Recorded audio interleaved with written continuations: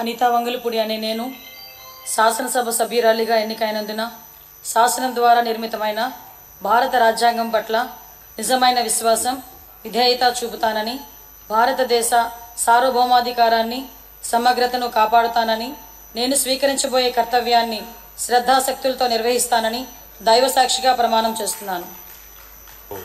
ఆంధ్రప్రదేశ్ శాసనసభ సభ్యురాలినైన అనితా వంగలపూడి అనే నేను సభ నియమావళికి కట్టుబడి ఉంటానని, వాటిని అనుసరిస్తానని, సభ మర్యాదలను పాటిస్తానని, సాంప్రదాయాలను గౌరవిస్తానని దైవ సాక్షిగా ప్రమాణం చేస్తున్నాను.